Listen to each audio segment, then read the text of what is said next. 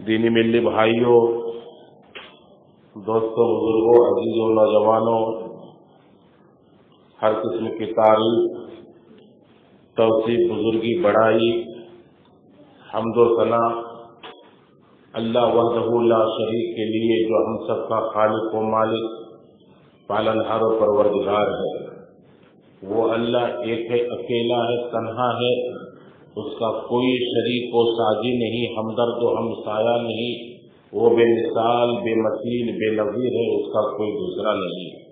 وہ اللہ جو عظیم صفات کا مالک، بڑی ہستی والا ذات، جس کی ذات تمام محاسن اور خوبیوں سے پر ہے، اور جس کی ذات ہر طرح کے عیوب و نقائص سے پاک ہے۔ وہ اللہ جو ہر ایک کو دیکھتا ہے، سنتا ہے، جانتا ہے، ہر ایک کی خبر رکھتا ہے، جو علیم ہے، سمیع ہے، بصیر ہے، خبیر ہے۔ وہ علیم بذات الصدور ہے، وہ علام ہے۔ وہ اللہ جس کی قدرت ساری کائنات پر اور جس کے احاطہ علم میں یہ پوری دنیا ہے۔ وہ جو چاہتا ہے کرتا ہے، جیسا چاہتا ہے ویسا کرتا ہے، جب چاہتا ہے تب کرتا ہے۔ اس کی کسی بھی کارکردگی اور کارروائی میں کسی بھی طرح کا کوئی خلل، کوئی رخنہ اندازی، کوئی معنی، کوئی رکاوٹ نہیں ہے۔ وہ ذات فعال لما یرید ہے۔ ہم سب اسی اللہ کی تعریف، حمد و ثنا بیان کرتے ہیں، اسی کی ہم پرشنسائیں کرتے ہیں، اس سے ہم اپنی گناہوں کی بخشش چاہتے ہیں، اس ذات پر ایمان و یقین رکھتے، اور اس ذات کی پناہ ہم برے اعمال سے چاہتے ہیں۔ وہ اللہ جسے ہدایت دیتا کوئی گمراہ کر نہیں سکتا، اور جسے ہدایت دینا نہیں چاہتا کوئی دوسرا ہدایت دے نہیں سکتا۔ بلا شبہ تمام باتوں میں بہترین بات رب کا کلام قرآن مجید ہے، اور تمام سیرتوں میں بہترین سیرت جناب محمد رسول اللہ صلی اللہ علیہ وسلم کی ہے۔ اور یہ بھی یقین مانو مسلمانوں کے تمام امور و معاملات میں سب سے برا معاملہ، سب سے برا امر اختلاف الدین ہے، یعنی دین و شریعت میں اثر نو کسی ایسی چیز کا ایجاد کرنا، اس پر عمل کرنا، اسے انجام دینا، دین و شریعت سمجھ کر اس سے مان لینا، جبکہ اس چیز کا دین و شریعت میں کوئی ثبوت نہ ملتا ہو، کوئی دلیل نہ ملتی ہو، وہ یقیناً وہ چیز بدعت ہے، اور ہر قسم کی بدعت گمراہی ہے، اور ساری گمراہیاں جہنم کی راہ لے جانے والی ہے۔ رب العالمین ہم امت مسلمہ کو بدعت کی گمراہیوں سے بچائے رکھے، کہیے آمین۔ میرے بھائیوں، دوستوں، بزرگوں، میں نے کلام مقدس کی ایک آیت تلاوت کی ہے، اور جامع صحیح بخاری اور صحیح مسلم کی ایک حدیث میں نے پیش کی ہے۔ میری اپنی چاہت کی اس آیت اور حدیث کے ضمن میں دو چار باتیں آپ سے گفتگو کروں گا، اور بتاؤں گا کہ یہ روزہ جو ہم پر اور آپ پر سایہ فغن ہے، جو جسے ہم اور آپ ابھی رکھے ہوئے ہیں، یہ روزہ اخلاقی تربیت کا کس طرح سے یہ مؤثر ذریعہ ہے۔ ایمانی تربیت، اخلاقی تربیت کا یہ بہت بڑا اسلحہ اور بہت بڑا ہتھیار ہے۔ پہلے ہم اس چیز کو سمجھنے کی کوشش کریں کہ اللہ رب العالمین نے یا ایھا الذین آمنوا کتب علیکم الصیام کما کتب علی الذین من قبلکم لعلکم تتقون فرما کر کے جہاں ایک طرف روزے کی فرضیت کا اعلان کیا ہے کہ یہ روزہ فرض ہے، اسی آیت میں دوسری طرف اللہ رب العالمین نے اس فرضیت کا مقصد بھی واضح کر دیا ہے۔ کیوں فرض ہے، علت کیا ہے، سبب کیا ہے، مقصد کیا ہے، خود اللہ رب العالمین نے اسے کلیئر کر دیا ہے، اور یہ بتانے کی بڑی سخت ضرورت بھی ہے۔ ایک آدمی کو اللہ رب العالمین یوں ہی بھوکا پیاسا نہیں رکھنا چاہتا۔ اللہ کی احکام کی تکمیل ہے لوگوں، فاقہ کشی مقصد رمضان نہیں ہے۔ صبح صادق سے لے کے غروب آفتاب تک کسی آدمی کو یوں ہی بھوکا پیاسا رکھے، حلال اور مباح چیزوں سے روکے رکھے، کیا اس کے پیچھے ریزن ہے، کیا مقصد ہے؟ اللہ رب العالمین نے اسے کلیئر کہا یا ایھا الذین آمنوا کتب علیکم الصیام، اے لوگوں، اے مومنوں، تم پر روزہ یہ فرض کیا گیا ہے جیسا کہ تم سے پہلے والوں پر بھی فرض کیا گیا تھا، لعلکم تتقون، تاکہ تم متقی بنو، تاکہ تم تقوی شعار بنو، تمہارے اندر خوف آ جائے، اللہ کا تقوی آ جائے۔ اسی آیت کا ترجمہ مولانا ابو الکلام آزاد رحمۃ اللہ علیہ نے کیا ہے کہ لعلکم تتقون، تاکہ تمہیں جینے کا سلیقہ آ جائے، کیسے جیو گے، سماج و معاشرے کے اندر تمہارا بود و باس، رہن سہن کیسا ہونا چاہیے، اخلاقی طور پر ایک دوسرے کے ساتھ تم کیسے پیش آؤ گے، تمہاری اخلاقی کیفیت کیسی ہونی چاہیے، ایمانی کیفیت کیسی ہونی چاہیے، جینے کا سلیقہ تمہارے اندر آ جائے، اللہ رب العالمین نے اس لیے روزے کو فرض قرار دیا ہے۔ پہلے ہم آپ یہ سمجھنے کی کوشش کریں کہ یہ روزہ اسلام کے 5 بنیادی ارکان میں ایک اہم رکن ہے، جس کی فرضیت کا کوئی بھی انکار کر نہیں سکتا۔ اگر کوئی اس کی فرضیت کا انکار کر رہا ہے تو وہ خارج اسلام ہے۔ بلا عذر شرعی ہر مسلمان عاقل بالغ پر یہ روزہ فرض ہے، ہر ایک کا رکھنا یہ ضروری ہے۔ اگر عذر شرعی ہے آپ کے پاس تو پھر آپ کے لیے اتنی سی مہلت ضرور ہے، بقیہ ایام اس کی آپ کرا کر لیں، پوری کر لیں، لیکن بلا عذر شرعی آپ نے روزہ کا انکار کیا، آپ نے روزے کو ٹھکرایا، اس کی فرضیت کا رد کیا آپ نے، تو آپ اسلام سے بالکل خارج ہے، کوئی اس میں کلام نہیں، کوئی اس میں بحث نہیں ہے۔ روزے کی فرضیت کا منکر خارج اسلام ہے۔ یہ روزہ اللہ رب العالمین نے ہم مسلمانوں پر فرض قرار دے کر کے ہماری اصلاح، ہماری بہتری کا ہی مقصد رکھا ہے۔ میرے بھائیوں، دوستوں، بزرگوں، کہا لعلکم تتقون، تاکہ تم متقی بن جاؤ، تاکہ تمہارے اندر تقوی شعار آ جائے۔ کیسے متقی بنیں گے ہم و آپ؟ کیسے کر کے ہمارے اندر تقوی شعاری آئے گی؟ آپ روزے کی معنویت کو آپ جاننے کی کوشش کریں۔ یہ روزہ وہ ہے جو صرف ایک اللہ کے لیے رکھا جاتا ہے۔ آدمی اگر کسی تالاب میں، سمندر کے تہ میں اگر نہا رہا ہو، ڈبکی لگا رہا ہو تو اندر وہ پانی پی لے کوئی دیکھنے والا ہے نہیں، وہ خود جانتا ہے۔ باتھ روم میں پانی پی لے کوئی دیکھنے والا ہے نہیں، صرف ایک اللہ کے لیے وہ روزہ رکھا ہوا ہے۔ اس کا تعلق، اس کا کنیکشن ہے، ساری عبادتیں اللہ رب العالمین کے ساتھ جڑی ہوئی، لیکن یہ خاص کر کے اس کا ایک الگ ذکر ہے کہ اللہ رب العالمین نے کہا کہ سنو، یہ بندہ جو روزہ رکھتا ہے یہ روزہ میرا ہے، روزہ میرے لیے رکھتا ہے اور میں اس کا بدلہ دینے والا ہوں۔ حالانکہ ساری عبادتوں کا بدلہ اور اس کا صلہ اللہ رب العالمین ہی دے گا، لیکن میں ہی دوں گا ایسا کسی تعلق سے نہیں کہا کہ صرف روزے کے تعلق سے کہا کہ میں اس کا بدلہ دوں گا۔ آپ کو یقین ہونا چاہیے، جب کوئی بچہ یا کوئی اسٹوڈنٹ کہیں کھیلتا ہے، کسی مسابقہ میں وہ پوزیشن لاتا ہے، تو اس کے انعام حاصل کرنے کے لیے، انعام دینے کے لیے اسکول کا پرنسپل ہوتا ہے، علاقے کا کوئی MLA ہوتا ہے، جو وہ آگے بڑھتا جاتا ہے، کسی منتری کے ہاتھ سے اس کو انعام ملتا ہے تو کتنی خوشی ہوتی ہے، ذرا تصور کریں، کتنی اس کے اندر مسرت ہوتی ہے، کتنی خوشی کو محسوس کرتا ہے وہ۔ اور وہی کوئی انعام اگر وہ دیش کا پردھان منتری اپنے ہاتھ سے دے تو اور کتنی خوشی ہوتی ہے۔ تو آپ اس کا ذرا حساب لگائیے، اللہ رب العالمین کہہ رہے ہیں کہ میں اس کا بدلہ دوں گا اپنے ہاتھ سے، کیونکہ یہ روزہ میرے واسطے رکھتا ہے۔ یہ اس روزے کی فرضیت اور اس کی مقصدیت پر ہم کو اور آپ کو چلنا ہے، غور کرنا ہے کہ اس کا مقصد کیا ہے۔ اللہ رب العالمین نے کہا کہ لعلکم تتقون، تاکہ تم متقی بنو، تاکہ تم تقوی شعار بنو۔ میں اس چیز کو سمجھانے کے لیے جامع صحیح بخاری اور صحیح مسلم کی روایت پیش کرتا ہوں۔ پیارے نبی صلی اللہ علیہ وسلم کا ارشاد ہے کہ من لم یدع قول الزور والعمل به فلیس للہ حاجۃ فی اذا طعمہ وشرابہ، جس نے بھی قول زور نہ چھوڑا، قول زور یعنی جھوٹی بات، بےہودہ بات، فحش بات، گندی بات، گندا کام، لڑائی جھگڑے، فتنے فساد، غالی غلوٹ، غیبت چغلی، جتنے حرام چیزیں جو آ رہی ہیں، من لم یدع قول الزور والعمل به فلیس للہ حاجۃ فی اذا طعمہ وشرابہ، تو اللہ رب العالمین کو کوئی مقصد نہیں رہ جاتا کہ وہ آدمی اپنا کھانا پینا چھوڑ دے یا نہ چھوڑے۔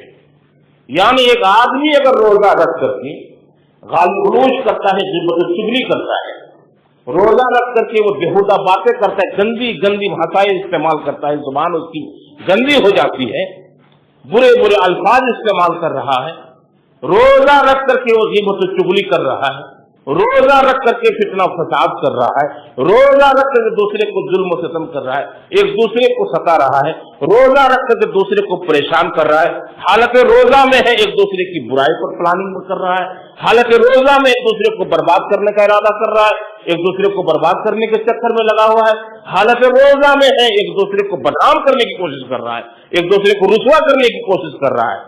ان تمام زمرے جس طرح کے آ رہے ہیں, نبی صلی اللہ علیہ وسلم کا ارشاد کہ من لم یدع قول الزور والعمل به فلیس للہ حاجۃ فی طعام و شراب. اللہ رب العالمین کو ایسے بندوں کے تعلق سے کوئی مقصد نہیں رہ جاتا کہ وہ آدمی اپنا کھانا پینا چھوڑ دے یا نہ چھوڑے, بھوکا پیاسا رہے یا دن بھر کھاتا پیتا رہے, اللہ رب العالمین کو کوئی فرق پڑنے والا ہے.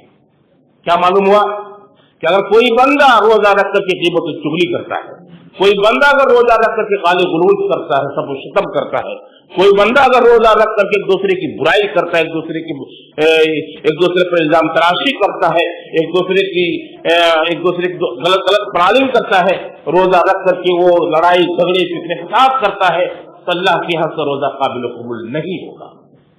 جی بھلا کون سا بندہ ہے جو چاہتا ہے کہ ہم صبح صادق سے لے کے غروب آفتاب تک بھوکے پیاسے رہے, کھانا پینا چھوڑ دے اور دیگر مباحات کو بھی چھوڑ دے, اور اللہ کی ہمارا روزہ قابل قبول نہ ہو؟ شاید دنیا کا کوئی پاگل ہی چاہتا ہوگا, شاید دنیا کا کوئی پاگل ہی کی خواہش کرتا ہے کہ ہم بھوکا پیاسا رہے. کوئی بات نہیں, روزہ قبول ہو یا نہ ہو سے کوئی فرق پڑنے والا نہیں. ہر ایک کی خواہش ہوتی ہے کہ ہم اللہ کے لیے روزہ رکھ رہے ہیں صبح صادق سے لے کے غروب آفتاب تک, اللہ ہمارے اس روزے کو قبول کر لے. تو یاد رکھیے گا مسلمانوں, چاہنے سے نہیں ہوتا, خواہش کرنے سے نہیں ہوتا, بلکہ شریعت کے بتائے ہوئے اصول کے مطابق اور ضابطے کے مطابق, اس کے فارمولے کے مطابق آپ کو چلنا پڑے گا اور آپ کو مان کر کے اس کو فالو کرنا پڑے گا, تبھی جا کر کے یہ روزہ آپ کو قابل قبول ہوگا. چاہتا تو ہر کوئی ہے, کیا چاہنے سے ہو جائے گا؟ ایک آدمی روزہ رکھ کر کے غیبت و چغلی برائی اور فتنہ فساد کا کام کر رہا ہے, خواہش کرنے سے روزہ قابل قبول ہو جائے گا؟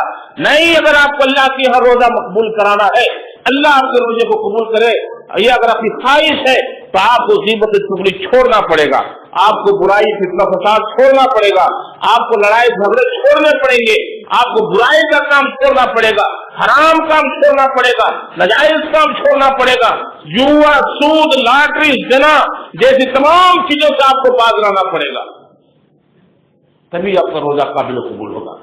جب یہ کوئی بندہ خواہش کرتا ہے کہ ہمارا روزہ قابل قبول ہو, تو اس کو بالکل اسی نظام اور اسی اہتمام کے ساتھ اور اسی پابندی کے ساتھ چلنا پڑے گا.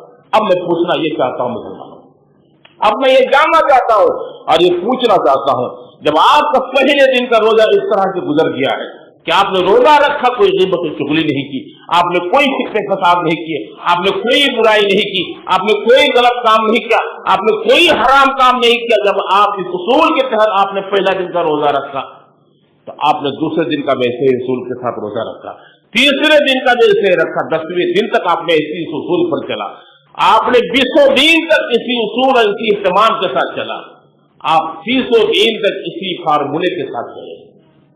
ذرا آپ خود سوچ کے بتائیے, کیا آپ کا 31واں دن غیبت و چغلی کا ہو سکتا ہے؟ کیا آپ کا 40واں 50واں دن فتنے فساد کا ہو سکتا ہے, برائی کا ہو سکتا ہے؟ رب کعبہ کی قسم کبھی نہیں ہو سکتا, کبھی نہیں ہو سکتا. اگر آپ نے اللہ کے واسطے اور رسول کے تحت آپ نے روزہ رکھا ہے, تو یاد رکھ لیجیے گا پوری زندگی آپ کی اسی طرز پر گزرے گی. اور اسلام کا یہی مطالبہ ہے, اسلام یہی چاہتا ہے ہم سے, آپ سے. نبی صلی اللہ علیہ وسلم کا ارشاد, المسلم من سلم المسلمون من لسانه ويده, در حقیقت مسلمان وہ ہے جس کی زبان اور ہاتھ سے دوسرے مسلمان محفوظ ہو. یعنی اگر ہم مسلمان ہیں تو ہم ایک دوسرے کی غیبت نہیں کر سکتے, برائی نہیں کر سکتے. اگر ہم ایک دوسرے کی برائی کر رہے ہیں, غیبت و چغلی کر رہے ہیں, اگر ہم ایک دوسرے کے لیے فتنے فساد کی پلاننگ کر رہے ہیں, ایک دوسرے کو برباد کرنے کا ہم ارادہ کر رہے ہیں اور جب پروگرام بنا رہے ہیں, تو ہمیں خود اپنے ایمان کا جائزہ لینا چاہیے. کیوں؟ اس لیے کہ اسلام نے بڑی شدت کے ساتھ ہم کو آپ کو روکا ہے غیبت و چغلی سے. کیوں؟ اس لیے کہ اسلام نے ہم کو اور آپ کو جس معاشرے میں, جس طرح کے معاشرے میں رہنے کی تعلیم دی ہے, اس معاشرہ قطعی طور پر غیبت و چغلی کو جائز قرار نہیں دے گا. میرے مسلمان ساتھ کے بزرگ, یہ ہے اسلام کا فارمولا, یہ ہے اسلام کا بنایا ہوا نظام, جس نظام کے تحت ہم کو اور آپ کو چلنا ہے. اور یہ چیز ہم کو اور آپ کو اللہ رب العالمین نے پوری زندگی تو مطالبہ، پوری زندگی ہم سے آپ کو اس کا مطالبہ تو کیا ہی ہے، لیکن خاص کر کے رمضان میں اللہ کے رسول صلی اللہ علیہ وسلم نے اس چیز کی وضاحت کر کے کہا کہ من لم یدع قول الزور والعمل به فلیس للہ حاجۃ اذا طعموا وشرابا۔ میرے مسلمان ساتھیوں بزرگوں، سوچنے کی بات ہے، یہ روزہ کوئی سالانہ رسم نہیں، یہ روزہ کوئی سالانہ تہوار نہیں جسے ہم آپ سالانہ پروگرام سمجھتے ہیں، یہ روزہ سالانہ مشق، سالانہ تربیت ہے، یہیں سے ہم کو آپ کو تربیت ملتی ہے پوری زندگی گزارنے کی۔ میرے مسلمان ساتھیوں، ہر بزرگ کو بڑے دکھ کی بات ہے کہ آج ہم نے 14 سے 46 دن 2025 کا روزہ پایا۔ ایسی بات نہیں کہ ہم نے یہ نیا روزہ پایا ہے، اس سے پہلے ہم نے کتنے سال پہلے گزار چکے روزے کے، جی 2024 میں بھی ہم نے پایا تھا، 23 میں بھی پایا تھا، 22 میں بھی پایا تھا، 18 میں پایا تھا، 17 میں پایا تھا، اب تک ہم نے 25 روزے گزار دیے، 40 روزے ہم نے آپ نے گزار دیے، لیکن ہم محروم قسمت، ہم بدقسمت ہے کہ اپنے آپ کو سدھار نہیں پایا، جبکہ یہ روزہ ہم پر آپ کو صرف سدھارنے کے لیے آیا تھا، یہ روزہ ہم پر آپ کو سدھارنے کے لیے، ہماری اپنی اصلاح کے لیے یہ روزہ آیا تھا، لیکن ہم نے آپ نے اس سبق نہیں حاصل کر سکا، ہم نے آپ نے اس کو سمجھا نہیں، اس کی قدر نہیں کی، ہم نے مہمان کی آمد کے لیے سب کچھ تو کیا لیکن مہمان کی قدر نہیں کیا، جی ہم نے مسجدوں کو صاف کیا، ہم نے فرش لگوایا، ہم نے ماربل ٹائلس نیا نیا لگوا دیا، ہم نے رنگ چونا بھی کر دیا، کپڑے بھی ہم چینج کر لیے، سب کچھ کر لیے، گھر کو سجا تو دیے، افطاری کی اور افطاری کی جو کچھ ہم آپ چاہ رہے تھے سب کچھ ہم نے کر ہی لیا، لیکن روزہ کی قدر کہاں کی ہم نے روزہ کی کون سی عزت کی ہم نے اور آپ نے؟ کاش کہ اگر ہم سمجھ لیے ہوتے مسلمانوں تو آج ہم کو یہ دین دیکھنے کی نہیں پڑے جو ہم آپ دیکھ رہے ہیں کہ خود اس سماج میں ہم جیتے ہیں، جس سماج کا حال یہ ہے۔ میرے مسلمان ساتھیوں، یہ روزہ ایک سالانہ مشق ہے، سالانہ ٹریننگ ہے جو پوری زندگی گزارنے کا ہم کو اور آپ کو یہیں سے سبق مل رہا ہے کہ کیسے ہم زندگی گزاریں گے۔ جی آپ اس سے سمجھنے کی کوشش کیجیے کہ اللہ رب العالمین نے روزے کی حالت میں جائز چیزوں سے بھی منع کیا ہم کو، غور کیجیے گا اور اس معاملے پر ذرا غور کیجیے دماغی طور پر، ذہنی طور پر، کہ رب کا حکم آئے تو کچھ بھی چلنے والا ہے نہیں، اپنے آپ کو سرنڈر کرنا پڑے گا، اپنے آپ کو جھکا دینا پڑے گا رب کے حکم کے سامنے۔ بھائی حضرت ابراہیم کو یاد کرو، جی خواب ہی تو دیکھا تھا حضرت ابراہیم نے، خواب ہی تو دیکھا تھا کہ تم اپنے بیٹے کو ذبح کر رہے ہو، بیٹے نے اس کی تعبیر کر دی، چلے مجھے ذبح کیجیے، یہ حکم ہے رب تعالیٰ کا۔ ایک باپ اپنے بیٹے کو ذبح کرے لیکن رب کا حکم ہے، رب کا حکم ہے، انعام میں صلہ میں کیا ملا وہ آگے کی بات ہے، لیکن رب کا حکم تھا ابراہیم نے چھری سے چلائی ہے۔ میرے بھائیوں، رب کا حکم ہے کہ صبح صادق سے لے کے غروب آفتاب تک یہ چاول، یہ روٹی، یہ دال، یہ لسی، یہ دودھ، یہ قوا، یہ کافی، یہ چائے، یہ شربت آپ کو نہیں چلے گا، سب بند۔ کوئی فتویٰ دے نہیں سکتا کہ سب چیز ناجائز ہے، غلط ہے، بالکل جائز ہے، حلال ہے۔ اور سنو، بیوی سے ملنا، ہم بستری کرنا یہ بھی نہیں چلے گا۔ ایک رب کے حکم کی بنیاد پر ہم آپ حلال چیز کو جب چھوڑ سکتے ہیں، حلال اور جائز چیز کو جب اس رب کے حکم کے سامنے رب کے احکام کی تکمیل اور تعمیل میں ہم آپ جب چھوڑ سکتے ہیں، تو جن چیزوں کو اللہ نے منع ہی کر دیا اس کو کیوں نہیں چھوڑ سکتے؟ جن چیزوں کو شریعت نے حرام قرار دیا اس کو ہم آپ کیوں نہیں چھوڑ سکتے؟ جب رب کے حکم میں، رب کی فریاد میں، رب کے فرمان میں، رب کے ارشاد میں ہم و آپ حلال چیزوں کو چھوڑ سکتے ہیں، تو وہ رب جو رب حرام چیزوں سے ہم اور آپ کو روک کر رکھا ہے کیوں نہیں چھوڑ سکتے؟ یقینی چھوڑ سکتے۔ تو اس لیے میرے مسلمان ساتھیوں، یہ مؤثر ذریعہ ہے اپنے اخلاقی تربیت کے لیے، اخلاقی ایمانی تربیت کے لیے بھی مؤثر ذریعہ ہے۔ اے کاش کہ ہم رمضان المقدس کے اس مقدس مہینے کی روزے کی مقصد اور اس کی مقصدیت اور غرضیت کو ہم آپ سمجھ لیتے تو آج ہمارا حال کچھ اور بہتر ہوتا. لیکن افسوس کہ ہم آئے مہمان گئے مہمان کی طرح. رمضان آیا پھر رمضان ہم سے آپ سے ختم ہو چلے گا، لیکن ہم اپنے آپ کو سدھار نہیں پائے، اپنے آپ کو سنوار نہیں پائے، اپنے آپ کو ہم و آپ بنا نہیں پائے. ضرورت اس بات کی ہے کہ ہم و آپ اپنے آپ کو اس مہینے کی نظر میں آ کر کے سدھار لیں. انشاءاللہ العزیز پھر بقیہ ایام بھی ہمارا آپ کی بہتر ہی گزریں گے. تو یہ روزہ کیا میں نے بتایا آپ کو کہ سالانہ مشق ہے، سالانہ ٹریننگ ہے. کس چیز کے لیے؟ باہمی الفت، اخوت، ہمدردی، بھائی چارگی، دوستی، امن و امان، چین و قرار، سکون کے لیے. یہ روزہ ہم کو آپ کو آپسی محبت کی تعلیم دیتا ہے. یہ روزہ اخوت و بھائی چارگی کا سبق سکھاتا ہے ہم کو آپ کو. یہ روزہ ہمدردی کا سبق دیتا ہے ہم کو آپ کو.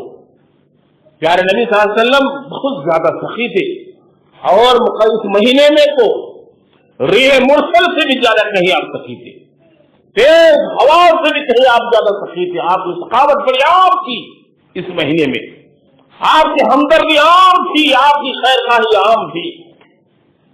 خاص کر کے اس مہینے میں آپ صلی اللہ علیہ وسلم بہت زیادہ سخی ہو جایا کرتے تھے.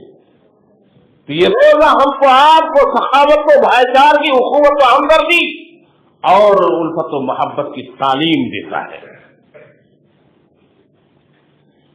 ایک آدمی کو بھوکا پیاسا رکھ کر کے اللہ رب العالمین یہ بھی احساس دلاتا ہے اس کو کہ تمہارے گھر میں سب کچھ موجود ہے، سب سالن ہے، سب تمہارے پاس راشن ہے، سب کچھ موجود ہے، پیسے کی کوئی کمی نہیں ہے، لیکن ایک دن صبح صادق سے لے کے غروب آفتاب تک تم کو بھوکے رہنا ہے اور ایسے تم کو 30 دن تک رہنا ہے.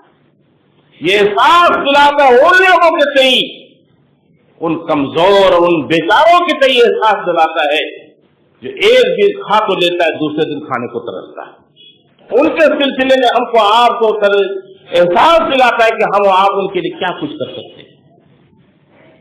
یہ اخوت و بھائی چارگی، ہمدردی، آپسی محبت کا یہ روزہ ہم کو آپ کو سبق دے رہا ہے. اور یہ سالانہ مشق ہے، سالانہ ٹریننگ ہے ہمارے آپ کے لیے کہ اگر اس طرح سے ہم و آپ جس طرح آج مسجدوں میں بھر جاتے ہیں، آج جس طرح ہم و آپ رہن سہن کرتے ہیں، جس طرح نمازوں کا اہتمام کرتے، قیام اللیل کا اہتمام کرتے، اے کاش کہ اگر ہم پوری زندگی، پورے ایام، بقیہ زندگی کے سارے ایام اسی طرح کی کر لیں گے تو کیا بڑی بات بنتی ہے مسلمانوں، کیا بڑی بات بنتی ہے مسلمانوں. لیکن ہم و آپ کہاں اس معاملے میں آگے ہیں، ہم تو پیچھے پڑے ہوئے ہیں. تو اخلاقی تربیت اور ایمانی تربیت کا یہ بہت بڑا مؤثر ذریعہ ہے، جو ذریعہ ہم کو آپ کو پوری زندگی تک لے چلنے والا ہے. میں نے کہا آپ کو کہ جب ایک آدمی پہلا روزہ سے لے کے دوسرا سے لے کے 10واں 20واں 30واں روزہ پورے اہتمام کے ساتھ رکھ لیتا ہے، کوئی غیبت نہیں، کوئی لڑائی نہیں، کوئی فتنے نہیں، کوئی فساد نہیں، کوئی برائی نہیں، کوئی حرام کاری نہیں، کوئی غلط کاری نہیں، جس اہتمام کے ساتھ رکھ لیتا ہے تو یقیناً اس کا 32واں دن، 40واں دن، 50واں دن، ساری زندگی اس کا ایسے ہی گزرے گا. ورنہ مسلمانوں اگر ہم آپ نے اس کا اہتمام نہیں کیا تو یاد رکھیے گا کم من صائم لیس لہ الا الجوع وکم من قائم لیس لہ الا السحر. نبی صلی اللہ علیہ وسلم کا فرمان، بہت سے ایسے روزہ دار ہیں بھوک کے علاوہ کچھ نہیں، بس خالی پیٹ کھا، خالی پیٹ ہے، کچھ فائدہ نہیں. کم من صائم لیس لہ الا الجوع وکم من قائم لیس لہ الا السحر. میرے مسلمانوں، یہ روزہ جو ہم پر آپ پر آیا ہے اس میں غنیمت جانیے، اپنی گناہوں کی بخشش کرائیے، اس کی اہمیت کو سمجھیے. یہ روزہ کیا ہے؟ عام حدیث ہے، من صام رمضان ایمانا واحتسابا غفر له ما تقدم من ذنبه. جس نے بھی رمضان مہینے کا روزہ حالت ایمان میں رکھا اور نیکی کی امید لے کے رکھا، غفر له ما تقدم من ذنبه، اس کے تمام گزرے ہوئے گناہ، گزشتہ گناہ سب معاف کر دیے جاتے ہیں. آپ اس کی اہمیت کا اندازہ یہ لگائیے. علامہ ذہبی شاعر ہیں، وہ فرماتے ہیں کہ اگر میت سے اہل قبور سے کہا جائے، اہل قبور قبرستان میں جو لوگ مدفون ہیں ان سے اگر کہا جائے کہ تمناؤ، تم تمنا کرو، تم خواہش ظاہر کرو، اگر ان سے پوچھا جائے تو لکھتے ہیں کہ وہ خواہش ظاہر کرتے کہ رمضان کا ایک دن بھی ہم کو مل جائے، 30 دن چھوڑیے، 29 دن 28 دن کی بات نہیں، ایک دن بھی مل جائے اس کی خواہش کرتے ہو۔ اللہ اکبر، یہ مقدس مہینہ ہم پر آپ پر سایہ فغن ہے، ہم اس کی عظمت، اس کی برکت، اس کی اہمیت کو سمجھے، اس کو تقدس کا لحاظ رکھیں اور اپنے آپ کو سنوارنے کی کوشش کریں۔ مسلمانوں، اپنے آپ کو سنوار اور بنانے کی کوشش کریں۔ آج جس چیز کی ضرورت ہے سماج کے اندر، معاشرے کے اندر، یقینی طور پر ہم و آپ اس رمضان میں مقدس کی اگر عظمت کو سمجھ لے، اس کی برکت کو سمجھ لے، تو جس کی کمی ہے سماج کے اندر وہ چیز انشاءاللہ پوری ہوگی۔ آج ضرورت ہے سماج کے اندر خیر خواہی، ہمدردی، اخوت و بھائی چارگی کی ضرورت ہے، سخت ضرورت ہے، کیونکہ آج کا معاشرہ دنیاوی طور پر، اقتصادی طور پر اتنے بھاگم بھاگ، اتنی دوڑ دھوپ کا معاشرہ بن چکا ہے، کوئی کسی کا پرسان نہیں، کوئی کسی کا درد سمجھنے والا ہے نہیں۔ میرے مسلمان ساتھیوں، جبکہ اسلام کا عام حکم ہے ارحموا من فی الارض یرحمکم من فی السماء، کرو مہربانی تم اہل زمین پر، خدا مہربان ہوگا عرش سے بری پر۔ یہ تعلیم اسلام ہم کو دے رہا ہے اور اس کی پیروی ہم سے صرف مقدس مہینے سے مل رہی ہے کہ اسلام نے ہم کو آپ کو خود و بھائی چارگی، ہمدردی کے لیے بڑی تلقین کی ہے، سخت تاکید کی ہے، یہاں تک کہ ہم و آپ عیادت مریض سے بھی کوسوں دور ہے، ایک دوسرے کو پوچھنا تک نہیں چاہتے۔ آپ کو یاد ہونا چاہیے، ہم اپنے پڑوسی کو دیکھنا تک نہیں چاہتے۔ معلوم ہونا چاہیے کہ وہ آدمی مومن ہو نہیں سکتا جو خود کھاتا ہے، شکم شیر تو ہوتا ہے لیکن اس کا پڑوسی بھوکا ہوتا ہے، خود پیٹ بھر کے کھاتا ہے، پڑوسی بھوکا ہے، وہ مومن نہیں ہو سکتا۔ حضرت جبرائیل علیہ السلام نے نبی صلی اللہ علیہ وسلم کو پڑوسی کے تعلق سے وصیت کی، آپ کو بتلایا، وصیت بتایا پڑوسی کے سلسلے میں۔ پیارے نبی فرماتے ہیں ہم کو تو ڈر لگ گیا کہ کہیں پڑوسی کو مستقل وارث نہ قرار دے، اتنی وصیت کہیں مستقل وارث نہ قرار دے۔ تو میرے بھائیوں، اگر روزہ رکھنے کے بعد اگر بھی ہم و آپ اپنے پڑوسی کا خیال نہ رکھ پائیں، مجبوروں کا خیال نہ رکھ پائیں، غریبوں کا خیال نہ رکھ پائیں، لاچاروں کا خیال نہ رکھ پائیں، تو سمجھے کہ ہم و آپ نے روزہ کس طرح سے رکھا تھا، کیوں رکھا تھا۔ یہ روزہ ہم کو آپ سے ہی چیزوں کی تعلیم دے رہا ہے، اخوت و بھائی چارگی، ہمدردی کی تعلیم دے رہا ہے۔ یہ اسلام جو خراب الفت و محبت کا مذہب ہے، رحمت کا مذہب ہے، یہ روزہ ہم کو آپ کو اسی الفت و محبت کی بھی تعلیم دے رہا ہے۔ کون سی محبت، کیسی محبت ہے؟ بالکل محبت عام محبت ہے جی، ایک عام محبت ہے اسلام کی۔ اسلام کی محبت خاص نہیں ہے، نہ کسی ذات کے ساتھ، نہ کسی مطلب کے ساتھ۔ جو اسلام نے تعلیم دی ہے وہ بالکل عام ہے۔ وہ عورت، جس عورت نے ایک بلی کو باندھ کے رکھا تھا، نہ بلی کو دانا دے رہی تھی، نہ پانی دے رہی تھی، نہ بلی کو چھوڑ رہی کہ بلی خود سے کھا لیتی، وہ بلی مر جاتی ہے۔ نبی صلی اللہ علیہ وسلم کا فرمان کو عورت جہنم میں ہے، عذبت امرأۃ فی حرۃ، عورت جہنم میں ہے، عذاب میں ہے، صرف ایک بلی کے باندھنے کی وجہ سے۔ وہی اسلام ایک پیاسے کتے کو پانی پلانے والے کے سلسلے میں بتاتا ہے۔ بخاری کی روایت ہے، آدمی گزر رہا ہے راستے سے، کتے کو دیکھا کہ پیاس کی شدت سے ہانپ رہا ہے، زبان نکال کر زمین چاٹ رہا ہے، مٹی چاٹ رہا ہے۔ وہ آدمی کنویں میں اترتا ہے، پانی خود پیتا ہے، پھر موجے میں پانی لا کر کتے کی زبان پر نچوڑتا ہے۔ بخاری کا الفاظ ہے کہ اللہ رب العالمین نے اس گناہوں کو معاف کر دیا، بخش دیا اس آدمی کو۔ وہ اسلام جو اسلام عام انسان نہیں، حیوانوں پر حسن سلوک کرنے کی تعلیم دیتا ہے، ہم اس اسلام کو کیوں خاص کر لیتے کسی مذہب کے ساتھ، کسی مسلک کے ساتھ نہیں خاص کر سکتے۔ اسلام نے ہم کو آپ کو ایسی اعلیٰ عمدہ تعلیم دے کے رکھا ہے، اور یہ ساری چیز ہم کو آپ کو بالکل مترشح ہو جاتی ہے اسی مقدس مہینے سے بھی۔ یہ خاص کر اس مہینے سے ہم کو آپ کو پتہ چلتا ہی ہے، لیکن اسلام نے عام طریقے سے ہم کو آپ کو ان چیزوں کا حکم دے رکھا ہے۔ میرے مسلمان ساتھیوں، بزرگوں، یہ چیزیں ہیں کہ ان چیزوں کو ہم و آپ اگر قریب سے سمجھ لیں اور جان لیں، سمجھ لیں، تو یقینی طور پر آنے والا دین ہمارا بہتر سے بہتر دین ہوگا، اور ہمارا سماج ایک چمکتا دمکتا رونق سماج ہمارا آپ کا کہلائے گا۔ لیکن اگر پھر ہم اسی طرح رسمی طور پر روزہ رکھ لیے، نہ ہم نے اس روزے کو رکھ کر کے اپنے کو سدھارا، نہ تقوی اختیار کر پایا، نہ سماج کی کوئی بھلائی کر پایا، نہ قوت و بھائی چارگی ہم کر پائے، نہ ہمارے اندر رحم دلی آئی، نہ ہمارے اندر ہمدردی آئی، تو میں سمجھتا ہوں کہ بڑا نقصان ہے مسلمانوں۔ اس لیے آؤ اس مقدس مہینے میں ہم آپ یہ طے کر لیں کہ اللہ جو تیرا فرمان ہے، جو تیرا مقصد ہے، جو تیرا کہنا ہے، ہم اسی کہنے پر اور اسی طرز پر اس مقدس مہینے کے روزے کو رکھیں گے اور اپنی گناہوں کی بخشش بھی ہم اللہ رب العالمین سے کروائیں گے۔ ہم انسان گناہوں کے پتلے ہیں مسلمانوں، یاد رکھو، ہم قدم قدم پر جب سب ہم گناہ کر لیتے ہیں، بڑے گناہ کی بات ابھی نہیں کرنا چاہتے، چھوٹے ہی گناہ کر لیتے ہیں، آنکھوں سے گناہ ہو جاتا ہے، زبان سے گناہ ہو جاتا ہے، فکر سے ہو جاتا ہے، سمجھ سے ہو جاتا ہے، کیونکہ کبھی کبھار ہم بدگمانی کے بھی شکار ہوا کرتے ہیں، ایک دوسرے کے تعلق سے بدگمان ہو جایا کرتے ہیں۔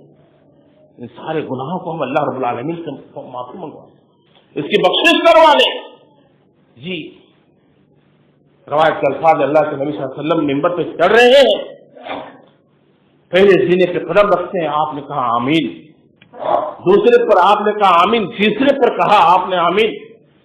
پوچھا یا رسول اللہ کیا معاملہ ہے، آپ اور بھی دن پہ منبر پہ چڑھے ہیں، کبھی آپ نے آمین نہیں کہا، آج کیوں کہا آپ نے آمین آمین؟ معاملہ کیا پتہ ہے آپ کو؟ دعا کر رہے ہیں حضرت جبرائیل اور آمین کر رہے ہیں مصطفیٰ صلی اللہ علیہ وسلم۔ دعا کرنے والا کون؟ حضرت جبرائیل، اور آمین کرنے والا جناب محمد رسول اللہ صلی اللہ علیہ وسلم۔ کون سی دعا؟ وہ آدمی دور ہو، وہ آدمی ہٹے، اس آدمی پر لعنت ہے جس نے رمضان المقدس مہینہ کو پایا، اپنے گناہ کو معاف نہیں کروا پایا۔ جی اس مقدس مہینے کو پایا یعنی زندہ تو رہا، لیکن اپنی گناہوں کی بخشش نہیں کرا پایا، توبہ استغفار نہیں کر پایا، قیام اللیل کا اہتمام نہیں کر پایا، اللہ کے رو نہیں سکا، گریہ جاری نہیں کر سکا۔